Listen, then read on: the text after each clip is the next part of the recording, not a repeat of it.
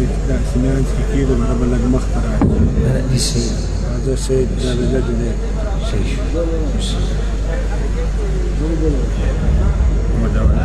تاسو خبره شروع کړئ. السلام عليكم ورحمة الله وبركاته. بسم الله الرحمن الرحيم.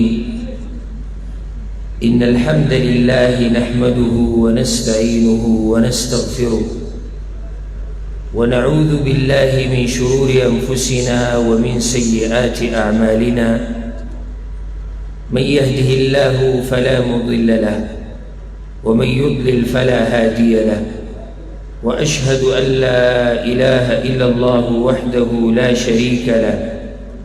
وأشهد أن محمدًا عبده ورسوله صلى الله عليه وعلى آله وصحبه أجمعين. أما بعد.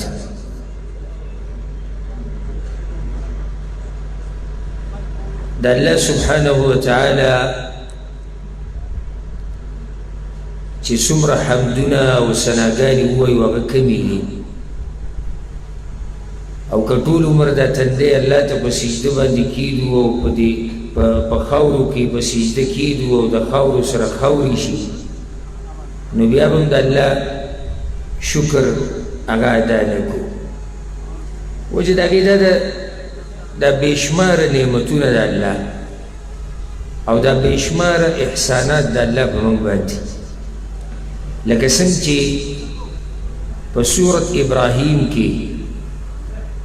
او سورة النحل کې الله رب العزت دې خبرې ته اشاره کړې ده. سورة ابراهیم کې الله رب العزت دا ویلي دي: بعد اعوذ بالله من الشیطان الرجیم بسم الله الرحمن الرحیم وآتاكم من كل ما سألتموه وإن تعدوا نعمة الله لا تحصوها إن الإنسان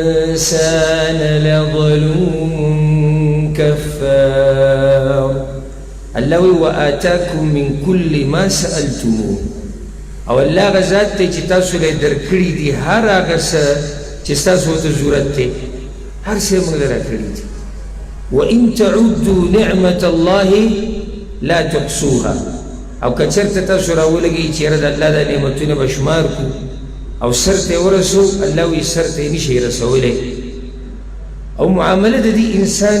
ډېر عجیبه ده. ان الانسان لظلوم کفار. سره د دې دومره نعمتونو د انسان بیا هم ناشکره دی. د الله په دې بېشماره نعمتونو کې یو نعمت دا دی چې یو سړي له دومره ژوند ورکړي چې د خپلو مسلمانانو وروڼو سره، د خپلو نږدې ملګرو سره، د خوږو او د قدرمنو خلکو سره په ژوند کې بیا یو پیر ملاقات وکړي. زه کوټې ته د نن نه تقریبا 4 سره پاسه 4 کاله مخکې راغلی وم.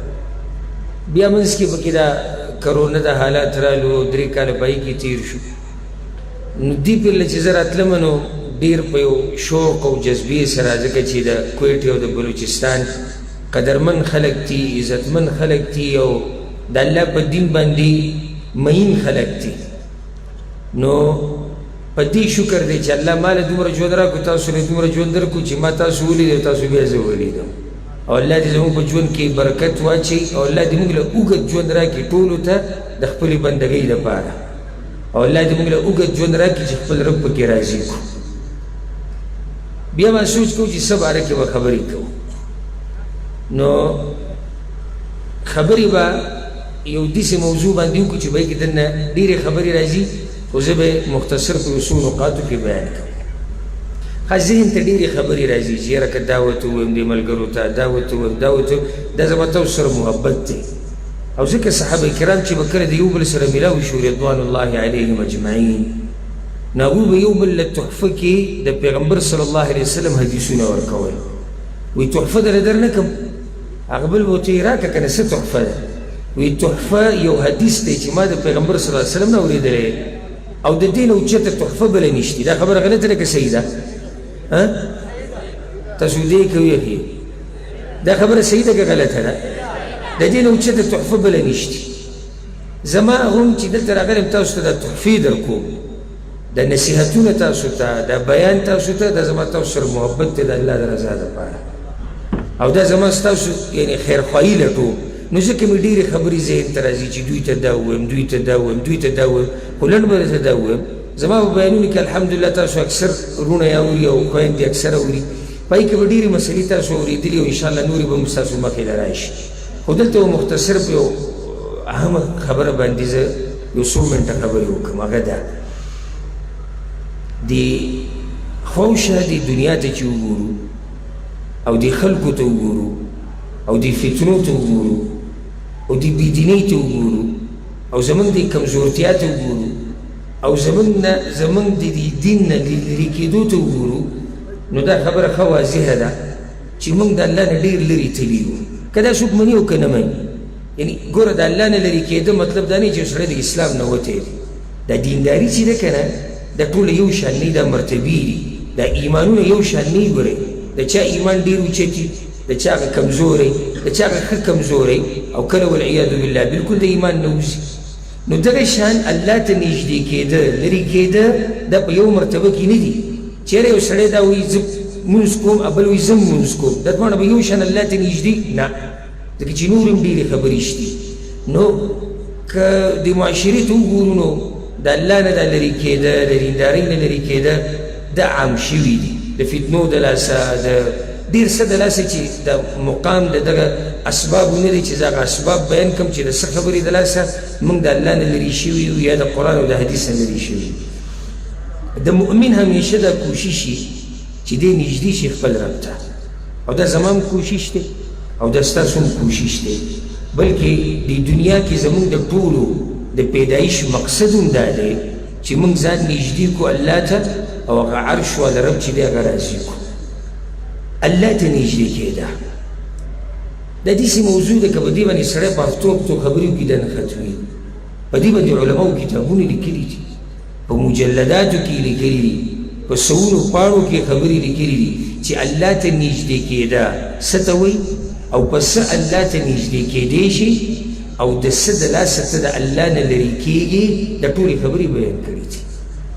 ګوره قرآن کې الله سبحانه وتعالی د دې خلکو صفت کړی دی، کوم خلک چې الله ته نږدې کېدو کې د یو بل سره مقابلې کوي. خو نن سبا خو پیسه الټه ده، زموږ مقابلې هغه د پیسو ګټلو دپاره دي، د تجارت ډېرولو دپاره دي، د بچو د ډېرولو دپاره دي، د نوم او د شهرت او دبدبه او رعب د دې دپاره لګیا دي اکثر خلک. او ځکه الله وایي الهاکم التکاثر حتى زرتم المقابر كلا سوف تعلمون ثم كلا سوف تعلمون كلا لو تعلمون علم اليقين. الله الهاكم التكاثر، تاسو غافل کړي د ډیروالي د هرس د ډیروالي، مال، بچي، جیداد، دبدبه، نوم، دا ټول هرس الله وایي دې تاسو غافله کړي حتی زرتم المقابر، تر دې چې تاسو مقبرو ته لاړئ. مقبرو ته تله دا په دوه قسمه دي، یا خو لاړئ مړي م ښخ کړو په خپله، او دا موږ تلي یو، موږ په خپله خپل خپلوان ښخ کړي دي، دې قبرونو ته م کوز کړي دي. الله وایي بیا هم تاسو دغه ډېروالي د هرس نه غلي نه شوئ. او دویم تفسیر د دې دا دی حتی زرتم المقابر، تر دې چې تاسو مړه شوئ خو ستاسو هغه هرس ختم نه شو. کله داسې نه ده پکار، الله وایي سوف تعلمون، ډېر ژر به تاسو ته پته ولګي. خبره ما دا کوله چې الله د هغه خلکو صفت کړی دی کوم چې د یو بل سره مقابله کوي په دې خبره کې چې الله ته به څوک نږدې کېږي. یو څو ایتونه درته وایم او په توجه سره به یې واورئ. الله د مؤمنانو صفت کړی دی او د نیکانو بندگانو صفت یې په سورت بني اسرائیل کې کړی دی.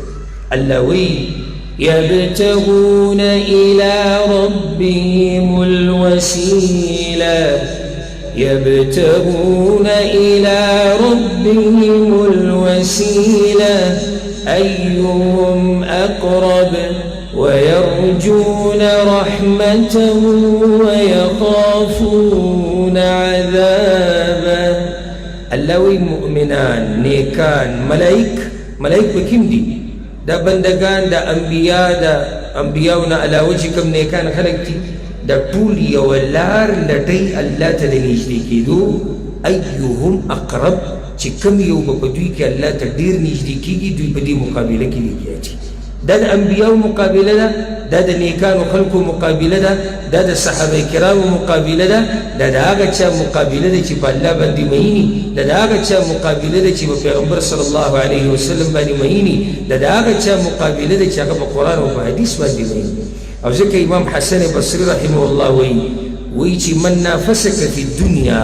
تا سره چې په دنیا کې څوک مقابلې کوي نو د دنیا روانه ګزارې کوه ورته وایه ما سره دومره ټیم نشتی،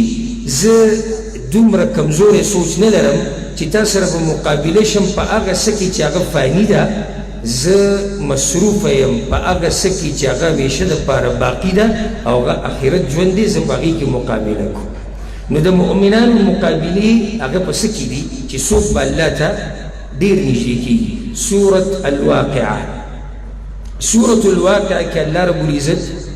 د مؤمنانو درې قسمه ډلې ذکر کړي دي. قیامت په ورځ به مؤمنان په درې ډلو کې تقسیمیږي. یوه ډله اصحاب المیمنه، ښی طرف والا د عام مؤمنان دي، جنتیان دي. دویمه ډله اصحاب الشمال یا اصحاب المشأمه ورته هم ویلی کېږي، دا ګس لاس والا والعیاذ بالله دا جهنمیان دي. په دې مؤمنانو کې یو بله ډله ده، کېدای شي تعبیر کې خطا شوی هم کله ناکله انسان خبرې کوي سبقت لساني کېږي. سورة الواقعه کې د خلکو درې ډلې ذکر شوي چې په هغې کې دوه د مؤمنانو دي او دا درېیمه ډله کې مؤمنان هم دي کافران هم دي، ځکه چې جهنم ته ګناهګار مؤمن او مسلمان هم تللی شي او کافر به ورته ځي د همیشه دپاره والعیاذ بالله الله یې ته موږ ټول ساتي. خو د مؤمنانو دوه ډلې دي، یو عام مؤمنان دي یو خاص مؤمنان دي. خاص مؤمنانو باره کې الله څه ویلي ته وکې دی په سورة الواقعه کې والسابقون السابقون والسابقون السابقون أولئك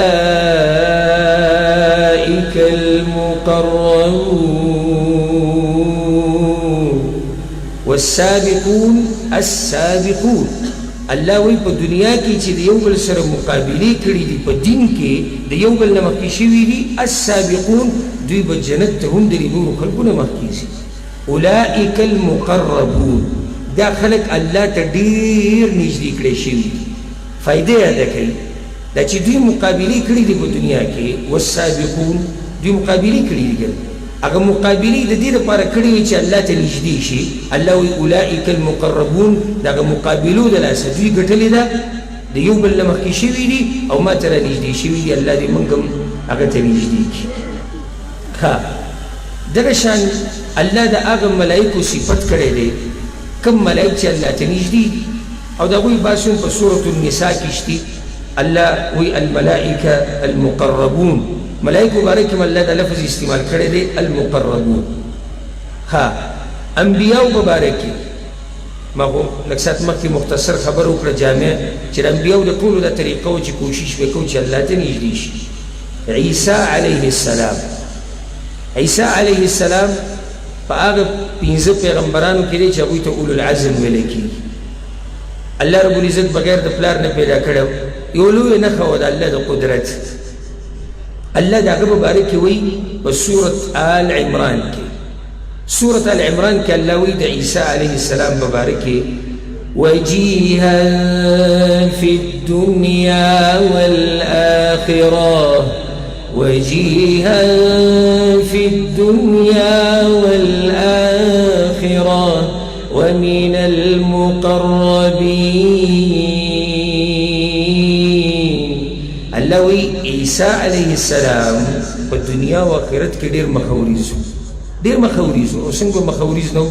چې هغه پیغمبر د الله دی. ومن المقربين، ومن المقربين او دې د نږدې کړی شو نو الله ته.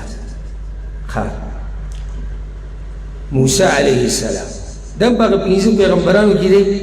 چې اولو العزم ورته ویلی کېږي او زه تاسو ته دا د زړه نه دا خبره وکړم الله ته نږدې کېده حقیقي طاقت دی چې کله الله ته نږدې شوې که نه الله به درله داسې طاقت درکړي د عبادت د بندګۍ په دنیا کې ښایسته ژوند فراخ رزق حلال روزي نیکعمله بچي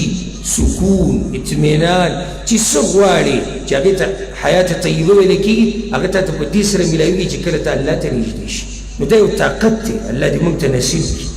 او الله دې موږ نږدې کړي هغه ته موسی علیه السلام په باره کې الله دا خبره ذکر کړې ده په سورت مریم کې سورت مریم کې 14مه سپاره کې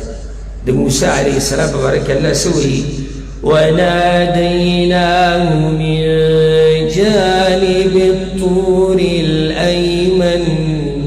وناديناه من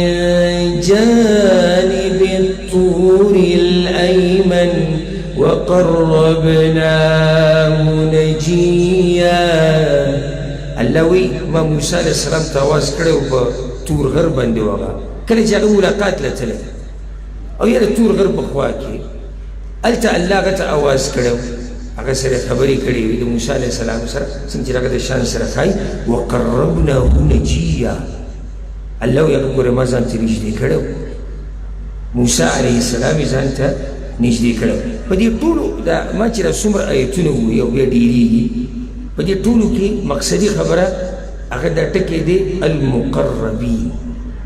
الله ته نږدې کېده او زه به د مشایخو او دلته دا قدرمن چې کوم ناست دي او ستاسو په اجازت سره یو څو خبرې یو څو لارې الله ته د نږدې کېدو بیان کړم بیان یې کوم که نه که تاسو ویې خیاله بیان یې کوم خو عملي کوو به انشاءالله کله چې بیان په دې نیت واورې که نه چې زه پرې عمل کوم الله به تا د عمل کولو توفیق درکوي الله ګوره چا سره ظلم نه کوي الله چا سره هیڅ چېرته ظلم نه کوي دا زه منم نه چې یو سړی دی مخلصي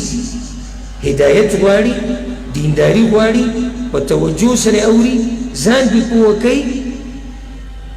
او الله دې له هدایت نه ورکوي نه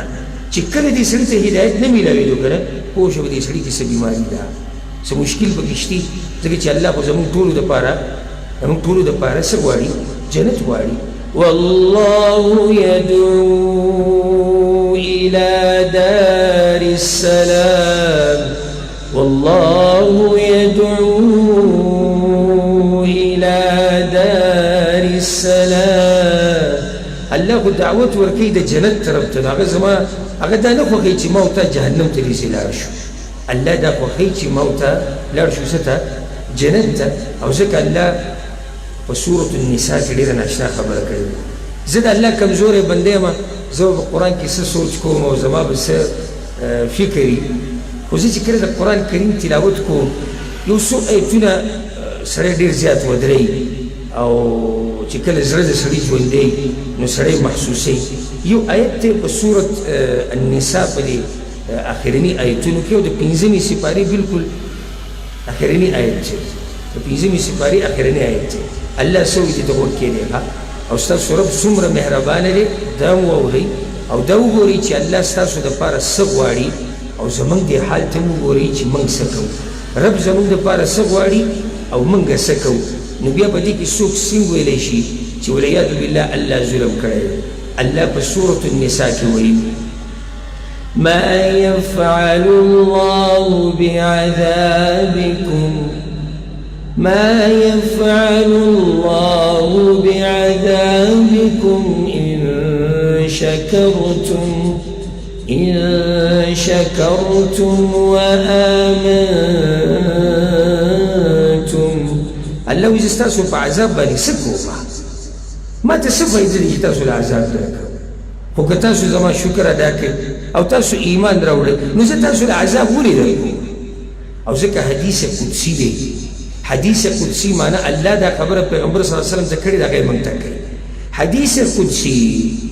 هغې کې دا دی الله وی ای د آدم بچیه لو ان اولکم و آخرکم که ستاسو اولنی او آخرنی یعنی د آدم علیه السلام نه والا د آخرني پورې ټول لا جمع شي و انسکم وجنکم او ستاسو انسانانو مراجمه شي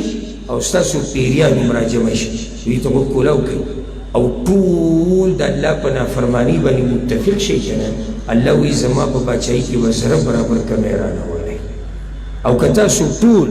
انسانان او پیریان ټول دیندار شي او ټول تقوادار شي الله وی زما په باچایي کې به زره برابر زیاتې رانولی الله موږ ته څه ضرورت خو نه لري که نه لري ضرورت موږ ته زموږ د بندګۍ ته ضرورت لري نه موږ به څه یو زموږ بندګي به څه او ځکه الله قرآن کې وایي داسې آیت دی که نه که په توجه سره واورېدو زړه د انسان را ژوندی کوي خو شرط دا دی چې د زړه په غوږونو یې واوري الله وایي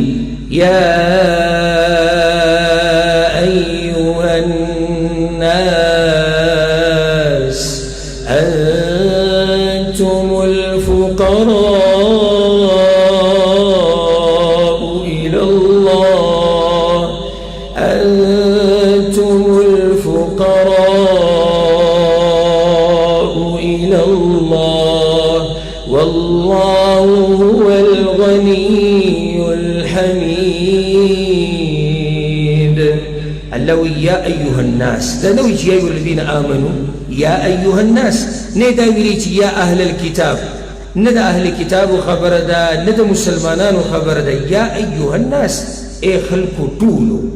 ألفنا يا قرج سمر طولوا أنتم الفقراء إلى الله تاسو طول فقيراني تاسو طول محتاجي تاسو طول غریبانانی تاسو طول کمزوری تاسو طول عاجزی دا الله په مخ کې والله هو الغني الحميد او الله بیزاره بی حاجته ستایلی شوی ذات ته په دې مبارک مجلس کې زه هغه رب ته دا سوال کوم کوم رب چې زمونږ دا خبرې اوري زمونږ دا ځاییني او هغه ته دا وایو چې یا الله موږ دا خبره منو چې موږ کمزوري یو موږ محتاج یو ته غني ته بې محتاجې ته زورورې ته طاقتورې ته باچا د دنیا او د آخرت یا الله موږ کمزور یو خپله کمزورتیا منو خپل ګناهونه منو خپله کوتاهي منو خپله هغه کوتاهي د دین په باب کې هغه منو یا الله موږ ته زموږ د کوتاهیانې ټولې معاف کړي او په دې مجمع کې چې څومره مسلمانان قدرمن رونه خويندې ماشومان چې څومره دي او څوک دا بیانونه اوري رب العالمین دې دا ټول وبخي په دې مبارکه شپه کې خبره ما دا کوله چې الله زموږ عذاب ته ضرورت لري هیڅ ضرورت نه الله ته څه فایده شته چې موږ له عذاب راکړي هیڅ فایده ورته نشته مسله دا چې ما ورته په خپل ځان حقدار کړو د څه د الله د عذاب زه یو څو خبرې بیان کوم که پته نشته الله ته نږدې کېدو له تاسو کې اجازه راکوو چې مشران اجازه راکړي بیان کوم یو ځینې څلور خبرې الله ته نږدې کېدو ځکه چې موږ وایو چې موږ د الله نه لرې شوي یو ډېر الله ته به څنګه نږدې کېږو د ټولو نه لویه لار الله ته د نږدې کېدو او یاد یې کړه هغه توحید یک یوازې د الله بندګي کول د توحید لنډ تعریف دا دی اوږدې کیسې نه کوم او نه اوږدې خبرې کوم او نه علمي اصطلاحات تاسو ته بیانو نه د تفسیرات بیانو نه د علماو غټ غټ اقوال لنډه ده توحید څه ته وایي د الله یک یوازې بندګي کول د الله سره په ربوبیت کې الوهیت کې د هغه په نومونو کې د هغه په صفاتو کې به څوک نه شریک کې دا اولنۍ لار ده او د ټولو نه غټه لار ده چې ته پې الله ته نږدې کېدی شي او دا زه نه منم چې یو سړی وایي زه به الله ته نږدې شم سره د دې چې زما توحید کمزوری دی سره د دې چې زه په شرک کې اخته یم سره د دې چې زه قبرونو ته پروت یم سره د دې چې زه باباګانو ته پروت یم سره د دې چې زه پیرپرستي کومه زه مریدي کومه زه تعویزګر یم زه دا نور چې کوم خزعبلات دي او دا ګړې وړي دي د شرک د عقیدې زه په دې کې اخته یم او زه به الله ته نږدې شمه دا د منلو خبره نه ده څنګه به هغه رب ته ځان ته نږدې کي د کوم رب په حق باندې چې تا یو مخلوق کېنولی دی هغه رب به تا ځان ته څنګه نږدې کي دا د منلو خبره ده او زه به دله په مخلوقاتو باندې مثال درکړم ولله المثل الاعلى او د الله خو ډېر اوچت مثال دی که چېرته یو سړی دغه یو دوکان دی جیداد دی ځمکې دي کورې دی څه راولګېدې او دا دې خلکو ته ووایي چې دا ځمکه په دې کې نیمه چې ده دا د پلاني ده دا ته دعوی کې او چغې وهي او ګرځي او خلکو ته دا وایي چې نه دې ځمکه کې نیمه دا د فلاني ده او بیا کوشش دا کوي چې د چا چې اصلي ځمکه ده دا ټوله هغه راضي کې او د هغه سره ملګرتیا او یاري وکړي. ستاسو څه خیال دی دا سړی به تاسو ځان ته پرېږدي؟ نه پرېږدي. ولې؟ ځکه چې ستا د هغه حق هغه دې راغستی دی د بل مخلوق سره دي د مخلوق حق دې راغستی دی د مخلوق سره دې شریک کړی دی او دې سره نه لګي. نو سم خیال دی چې د خالق حق راوالي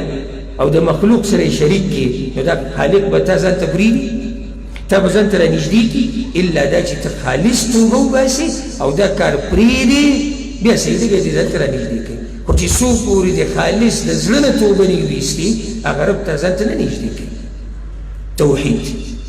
او ذکر رسول صلی الله علیه وسلم صحیحینو کې مشهور حدیث دی سوسو پیری علماء کرامو بیان کړی تاسو ته به یاد وي د معاذ بن جبل رضی الله عنه هغه وایي زه یو پیر د رسول صلی الله علیه وسلم سره په خر باندې سور او ما ته دا وایي چې یا معاذ اتدري ما حق الله على العباد؟ معاذ تا ته دې خبرې پته شتي چې د الله څه حق دی په بندګانو باندې؟ وی ما ورته چې الله ورسوله اعلم الله او د الله رسول ته پته وی ما ته وی چې فإن حق الله على العباد أن يعبدوه ولا يشركوا به شيئا. د الله حق په بندګانو باندې دا دی چې د دې الله به بندګي کوي او د دې سره بس څه شی دا ټکې یاد کړئ ښه څه شی او شی چې ویلی شي که نه د الله نه علاوه چې څوک هم دي کائنا من کان که هغه ملایک دي که هغه انبیا دي که هغه اولیا دي که هغه علما دي که هغه عوام دي که ګټه ده که ونه ده که قبر ده او که هر څه دا هر څه پکې دننه راغلی دا ټول هر څه پکې راغلی ته د الله سره څه شی به نه شریکې دا د الله حق دی په تا باندې. بلکې توحید د دې په باره کې هو ډېرې خبرې دې ته کولو ته ضرورت نشته. دا موضوع دومره واضحه ده او دومره بیان شوې ده چې صرف تاسو ته دې دپاره کوم چې ذهن کې دا خبره صرف را تازه شي او مؤمن دې ته ضرورت لري چې وخت په وخت دې ته نصیحت وشي. دا خبره ګوره یاده کړئ فایده ده یاده یې کړئ. اولنی اواز چې الله په قرآن کې کړی دی اواز ندا یعنی پلانیه ای خلکو ای مؤمنانو ای مسلمانانو دې ته ندا وایي په عربۍ کې. اولنی ندا په قرآن کې هغه الله توحید کړی دی. سورة البقره کې الله رب العزت دا خبره ذکر کړی ده او دې ته غوږ کېږدي. الله وایي یا ایها الناس اعبدوا ربكم الذي خلقكم والذين من قبلكم لعلكم تتقون. يا أيها الناس دا أولني أواز دي چې الله قرآن کې کړی خو خلکو ته یې کړی صرف مسلمانانو ته نه. او هغه اواز د څه دپاره اعبدوا ربكم الذي خلقكم بندګي وکړئ د هغه رب چې تاسو یې پیدا کړي او مخکیني پیدا کړي دي. د دې ځینې الله د اولنۍ ندا شروع کړې ده او قرآن کې ځای په ځای الله رب العزت دا خبره ذکر کړې ده چې توحید دا حق د الله دی په بندګانو باندې. زه درته یو دو آیته صرف بیانوم او بیا هغه دویمه خبرې ته اورم. او مسله دا په دې اجتماعاتو کې د غټو کانفرنسو کې والله دې شیخ ابو تراب صاحب له اجر ورکړي. دې کې مسله دا چې سړی په مخه دې سوچ کړي چې وخت به ختم وي که پاتې وي وخت به ختم وي او که پاتې وي او نور ملګري ناست دي او زه له دومره لرې نه راغلی یم او یو پاو ساعت خبرې وکړم او 10 منټه خبرې وکړم نه زه موړ شم په خبرو باندې نه تاسو ماړه شوئ په اورېدو باندې که نه خبره مې غلطه نو ځکه دې کې سړی ګډوډ شي. خو زه به ته مختصر یو دوه درې آیته صرف دې دپاره ووایم چې توحید د الله حق دی. الله رب العزت قرآن کې دا وایي سورة بني اسرائیل کې وقضى ربك ألا تعبدوا إلا إياه وبل ذكر الله وایي واعبدوا الله ولا تشركوا به شيئا وبل ذكر الله وایي وما أمروا إلا ليعبدوا الله مخلصين له الدين حنفاء. بدي أو دي سبير آيتوني إمام ابن القيم رحمه الله او ډیر ناشنا خبره کړې ده وی قرآن خو ټول توحید او توحید دی هر آیت کې چې دې سوچ وکړو بلکې که زه دې سوچ هر ټکي کې دې سوچ وکړو نو د الله توحید ته اشاره ده او دا مبالغه نه دی چې هر ټکي ته سوچ وکړي دا د الله کلام دی او چې د الله په باره کې خبره راشي دا توحید برای دی معنی دا چې قرآن د اول نه د اخره پورې د ټول په توحید باندې دی او بیا که حدیثونه لراشو نو خبره ورانه بیا خوږده شي. دویمه لار چې تا الله ته نږدې کوي هغه د پیغمبر صلی الله علیه وسلم تابعداري د رسول صلی الله علیه وسلم تابعداري معنی تابعداري څه ته وایي د هغه په نقش قدم باندې تګ او د هغه په نقش قدم باندې تګ څه ته وایي چې ستا خوشحالي ستا غم ستا ښادي ستا تجارت ستا اخلاق ستا عبادت ستا توحید ستا عقیده ستا ناستا ستا پاستا ستا دوستی ستا یاری ستا دشمنی ستا رشتداری ستا خفګان ستا خوشحالي دا هر سبا د پیغمبر صلی الله علیه وسلم په طریقه کې دې ته تابعداري وایي. دا تابعداري نه ده چې زه په هغه خبره کې د پیغمبر تابعداري کوم کومه خبره باندې چې زموږ علاقې ولا نه خفه کېږي دا ناشنا تابعداري ده او په هغه خبرو کې به د پیغمبر د تابعداري دپاره عذرونه لټومه چې یاره کلیوالې نه مني زمونږ پښتانې نه مني زمونږ علاقې والی نه مني د کاکا زوی نه مني د ماما زوی نه مني مولوي صاحب پې جي خفه کېږي استاد جي خفه کېږي کتاب کې نه ده راغلی مذهب کې نه ده راغلی علماو نه ده راغستې مفتي صاحب یې نه بیانوي دا ټول پالتو اعذار دي دا صرف ټکې ده د پیغمبر تابعداري د اول نه د اخره پورې زه دا تابعداري یادوم دغه تابعداري نه یادوم دا نیمګړي ځکه پوره تابعداري تا نږدې کوي چا ته الله ته او ځکه الله په قرآن کې څه وایي په سورة الاحزاب کې لقد كان لكم في رسول الله أسوة حسنة لمن كان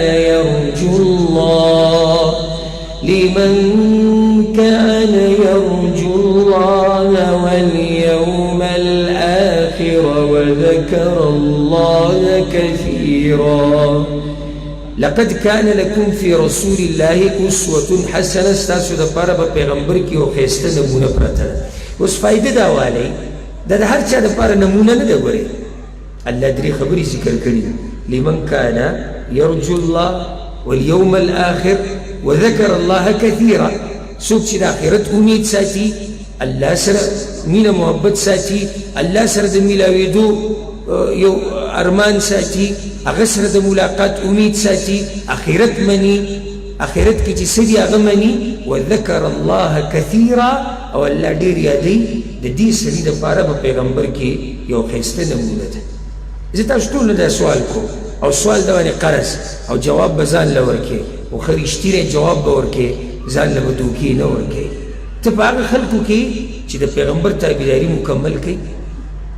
ته په هغه خلکو کې خو نه یې که نه چې د پیغمبر د حدیث په مقابله کې پالتو عذرونه بیانوي. زه ګورې هغه سړي ډېر قدر او احترام کوم چې کوم سړی دا ومني چې او دا زما غلطي ده او زه به یې صحیح کوم خو د هغه سړي سره به څه کوې چې دا مني نه چې زما غلطي ده د دې سره به څه کوې څه خیال دی لکه ته یو سړي ته دا ووایې ستا دا کار غلط دی ولې غلط دی پیغمبر داسې ویلي ته داسې کوې هغه وایي او چې دا زما غلطي ده او کوشش کوم چې دا غلطي ختمه کړم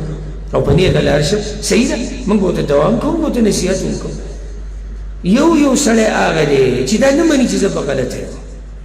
دا سړی نقصان دی. نو زه تاسو نه دا سوال کوم چې آیا تاسو د پیغمبر صلی الله علیه وسلم تابعداري کوئ په هغه نقش قدم روان یې آیا تا د جهنم د اور نه ځان بچ کړی دی؟ سړی وایي چې دې کې څه مطلب دی جهنم اور او د پیغمبر تابعداري د پیغمبر تابعداري تا الله ته نږدې کوي او د جهنم نه دې لرې کوي او ځکه الله د مجرم خبره کوي د قیامت په ورځ دې ته غوږ کېږدې او د زړه په دې زړه یې ولیکئ که دا آیت تی مخی تو او هر وقت پا وگونو کی راتو کنه او دماغو کی دی راتو او زړه کی دی راتو تب انشاءاللہ دا پیغمبر تابعداري ډیره مزداره کی الله وی او دې ته وکړه په سورۃ الفرقان کې ويوم يعض الظالم على يديه او د قیامت په ورځ به ظالم راولېږي په دواړو لاسونو باندې به چک ولګېږي ګوته نه دوه نه درې نه څلور نه په دواړو لاسونو او د ډېر لوی تکلیف دی ويوم يعض الظالم على يديه ښه د دې ارمان دی د دې خبره زړه کې ده چې ارمان کاش داسې شی دا ارمانونه زما یو دوه بیانونه دي په دې عنوان او هغه به ولټوي ډېر فایدهمند دي د آخرت ارمانونه او امیدونه هغه بیانونو کې دوه بیانونه ما کړي دي او په هغې کې ما د آخرت چې څومره ارمانونه دي د مجرمانو په قرآن او په حدیث کې چې راغلي دي هغه ما راجمع کړي دي هغه به واورئ چې تاسو صرف د هغه مجرمانو هغه ارمانونه واورئ چې دنیا کې داسې څه وکړي چې بیا دغه چنې نه وایي دا ظالم دا چې په دوه لاسونو باندې چک لګولی دی دی څه وایي واورئ الله وایي يقول يا ليتني اتخذت مع الرسول سبيلا يا ليتني اتخذت مع الرسول سبيلا يا ويلتى ليتني لم أتخذ فلانا خليلا دې څه وایي وی ارمان چې ما د پیغمبر لار خپله کړې وی خیال هم د دې ارمان ته اوس نو په عملو کې چې بیا دا چغې راوایي یا لیتني اتخذت مع الرسول سبیلا دی نه دي ویلي چې ارمان چې ما د خپل مولوي صاحب هغه لار مضبوطه رانیولی وی که هغه په غلطه هم وی خو چې زه پسې روان وی ارمان ما د پلار نیکه پښتو هغه پښتو چې هغې کې به هغوی په غلطو چې ارمان ما هغه رانیولی ارمان د ملګرو د بېدینو ملګرو سره ناست شو دا قیسې نشته یا لیتني اتخذت مع الرسول سبیلا خو په بل ځای کې الله څه وایي دې ته ورکړي سورة الاحزاب کې الله د کافرانو عذاب ذکر کوي چې د دوی عذاب به دومره سخت دي چې دوی به په دې جهنم کې داسې لکه چرګ چې په سیخ کې لکه سیخ چې په چرګ کې وټومبي او بیا دا سیخ چورلی را چورلی په اور باندې چې سور کېږي دغه شان به الله دوی په جهنم کې سره کوي والعیاذ بالله نو الله څه وایي يوم تقلب وجوههم في النار هر دویم یو ارمان دی دویم چغې وایي دغه ټیم کې به چغې وایي چې کله دا مخونه الله اړی راړی داسې په دې جهنم کې نو دوی به وایي يقولون يا ليتنا أطعنا الله وأطعنا الرسولا دې ته وکړې دوه خبرې ذکر کړي يا ليتنا أطعنا الله وأطعنا الرسولا ارمان کاش چې موږ د الله او د الله د پیغمبر منلی نورې تاسو څه کړي تاسو د چا منلی وه هغه هم ذکر کوي چې موږ د چا منلی وه یا لیتنا اطعنا الله واطعنا الرسول ښه نو دوی څه چل کړی دی وقالوا ربنا إنا أطعنا سادتنا وكبراءنا فأضلونا السبيلا یا الله وی من خو د دیني مشرانو او د دنیوي مشرانو منلی وه سوال دیني مشرانو منل ولې نقصان دی ته جهنم ته بوځي نه خو یو حال کې دی جهنم ته بوځي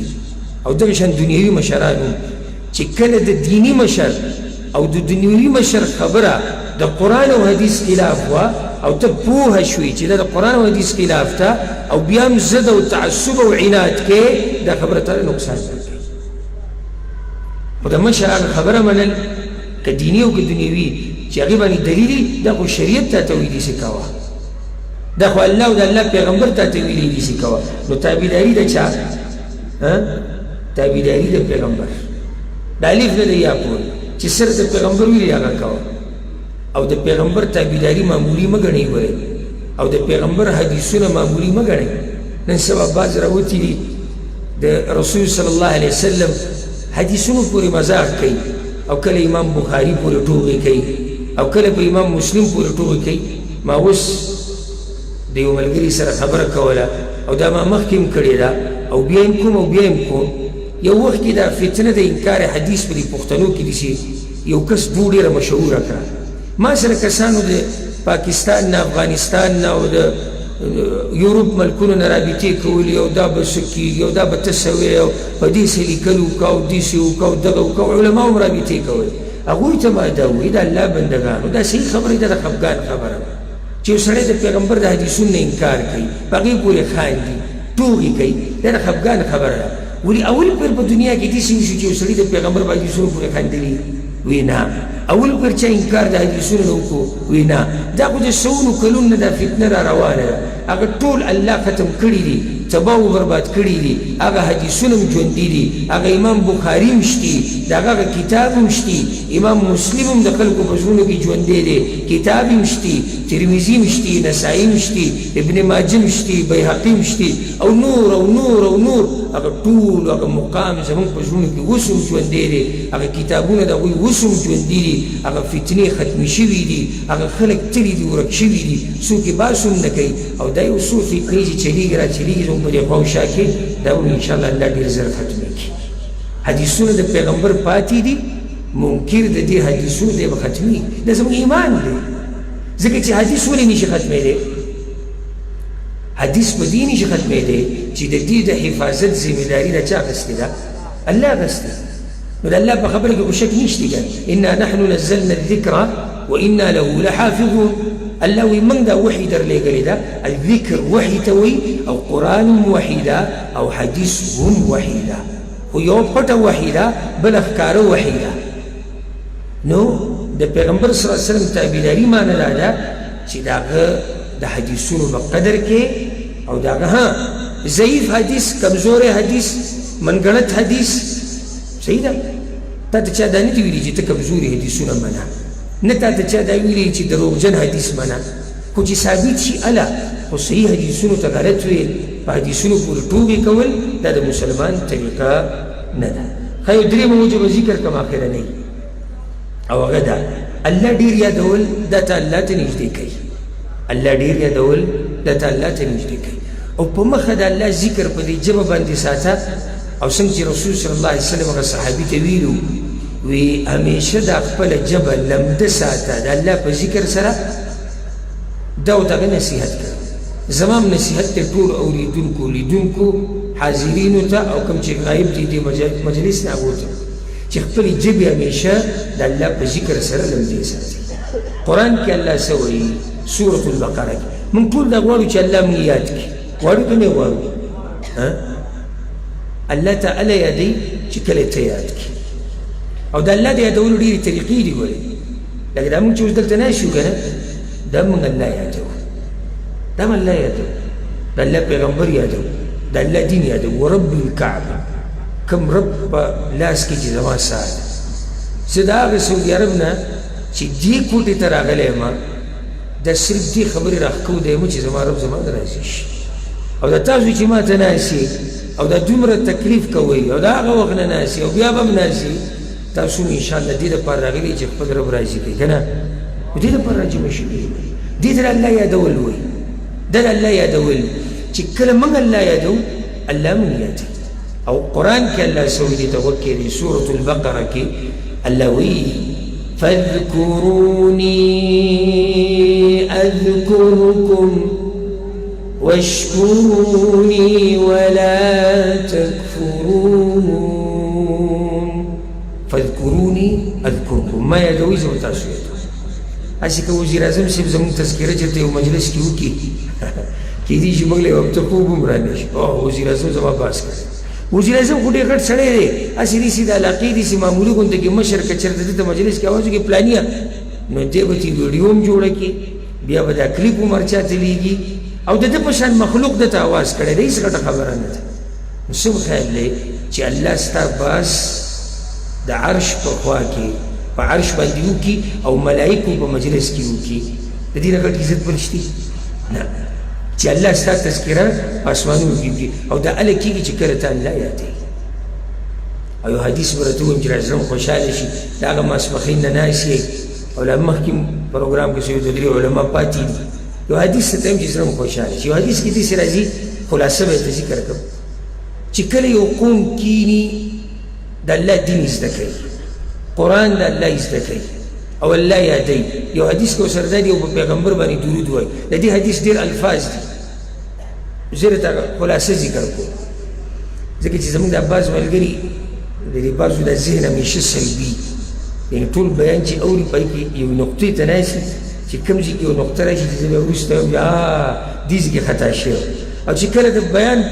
ته کېناستې که نه او د اخره پورې او په دې نظر ناست وي چې زه به دې غلطي راوباسم، الله مې قسم دې غلطیانې به دې راوباسي. زه خو انسان یم، جبه مې خطا شي، حدیث مې نیم وي، پوره مې نه کړو، ترجمه مې لکه وکړه هغه مقصدي، نوره مې ونه کړه، سوال به ته وایي چې دا څنګه مولا او خبره یې پوره ونه کړه او داسې او دغه. نو ځکه درته دا خبره کوم چې د دې حدیث ډېر الفاظ دي. کوم سړی چې قرآن دپاره راجمع شي، حدیث دپاره په پیغمبر درود وایي، الله یادوي، کله چې دا ملایک د دې مجلس بر اسمانونو ته وخیږي، الله ته تپوس وکړي، رسول صلی الله علیه وسلم وایي او الله ته پته وي، الله ته تپوس وکړي وایي زما بندګانو څه کوئ؟ هغو ته یې الله ته یادوئ؟ وایي نور او د جهنم غوښتنه یې کوله او نور او د جهنم نه د بچ کېدو سوال یې کوه. هغو ته الله ورته وایي زه یې لیدلی یم؟ وایي نه. وایي که زه یې لیدلی وی سم خیال دی؟ وایي الله که ته یې لیدلی وی که نه، نو چې د دوی ستا سره په نه لیدو کې دومره مینه ده چې ته یې لیدلی وی چې بیا به ګوره تا سره څومره مینه وه. او دوی دا جنت لیدلی دی؟ وایي نه یا الله. نو که لیدلی وی؟ وایي یا الله که لیدلی وی نو بیا خو به پسې ځان سم وژلی وی. وایي دا جهنم یې لیدلی وی؟ نه. وایي که لیدلی وی؟ وایي یا الله که دا جهنم یې لیدلی وی ټول عمر به دوی دغه کوشش کولی چې الله مونږ د دې جهنم نه بچ کړي. نو الله ورته وایي تاسو ګواه شئ، زه د دوی نه راضي یم او څه چې دوی غواړي جنت دا مې دوی له ورکړی دی، او د څه نه چې دوی یېرېږي جهنم دا مې دوی ساتلی دي، او تاسو دې ګواه شئ. ملایکو ته یا الله فیهم فلان، په دوی کې پلانې دی یا الله، هغه د بیان له د ذکر له نه و راغلی، د هغه د چا سره څه کار و یا څه ضرورت یې راغلی دی ناست. الله ورته وایي دا داسې برکتي قوم دی چې د دوی سره څوک کیني هغه نه بدبخته کېږي، چې په دوی باندې رحمت راورېږي، د دوی سره چې کم ناست دي دا چې بیان له راغلي هم نه دي په دوی ورسره هم رحمت راورېږي. او آخر په مجلس کې یو حدیث کې داسې راځي چې آخر مجلس کې څه وویلی شي؟ دا اوس پته ده؟ وایي الله د طرف نه اعلان وشي چې قوموا مغفورا لکم، پاسئ په داسې حال کې چې الله ستاسو ګناهونه بخلي دي، صرف بخلي نه دي، او ستاسو بدیانې په نیکیانو بدلې کړي دي. نو موږ ټول دا غواړو چې الله موږ ته د الله طرف نه دا اعلان موږ ته وشي. نو دا د الله یادول دي، دا تاسو چې دلته راجمع شوي. الله قرآن کې څه وایي په سورة الاحزاب کې؟ او دا زما اخرنۍ خبره ختموم. الله وایي یا ایها الذین آمنوا، او چې کله ویلی شي یا ایها الذین آمنوا، عبدالله بن مسعود رضی الله عنه وایي چې کله یا ایها الذین آمنوا ویلی شي غوږ ورته کښېږده الله تا ته وایي، ځکه چې موږ خو ځان ته مؤمنان وایو، ایمان والا نه یو. الله تا ته وایي یا ایها الذین آمنوا اذکروا الله ذکرا كثيرا وسبحوه بكرة وأصيلا. الله وی خپل رب یاد کړي او ډېر یاد کړي. خدا الله د مؤمنانو صفتونه دغه سورة الاحزاب کې کړی دي، ډېر صفات د مؤمنانو ذکر کړي دي. مؤمن دا دی دا دی دا دی. الله منځ کې څه وایي؟ والذاكرين الله كثيرا والذاكرين الله كثيرا والذاكرات او مؤمنان هغه خلک دي چې الله ډیر یادوي، که هغه ښځې دي او که هغه سړي دي. او یو حدیث دا یاد کړه، دا په صحیحینو کې دی، په صحیح بخاري صحیح مسلم کې ابو هريره رضی الله عنه روایت دی، رسول صلی الله علیه وسلم وی الله وی انا عند ظن عبدي بي، بنده چې په ما څنګه ګمان کوي زه د سره راکړم، او ذکر د دایو په الله ښه ګمان کوئ، ښه ګمان کوئ الله د سره راکړم. دویمه وانا معه اذا ذكرني، او چې کله دا بنده ما یادوي زه د سره یم، زه د ملګرتیا کوم. او بلا فإن ذكرني في نفسه ذكرته في نفسي، کدی ما د ځان سره یاد کی، یعنی پټ می یاد کی، الله وی زم دې د ځان سره یادو. وإن ذكرني في ملأ ذكرته في ملأ خير منه، او کچرته دې ما په یو بیٹک او په مجلس کې یاد کی، الله وی زه د تذکره په دې مجلس کې کوم چې د مجلس نه وره، یعنی ملائکه کې د تذکره وشي. نو د الله ذکر په مخه کوي.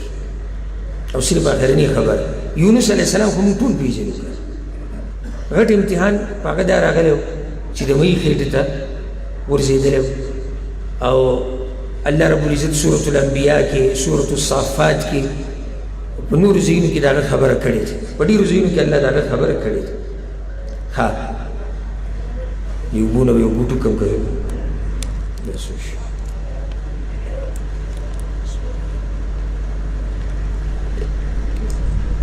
یونس علیه السلام د قوم نه مرور شوله، الله په امتحان راوستو د مۍ خېټې ته وره، ډېره خوندوره قصه ده، په دې ما تفصیلي بیان هم کړی، چېرته واوره. الله وایي وذا النون إذ ذهب مغاضبا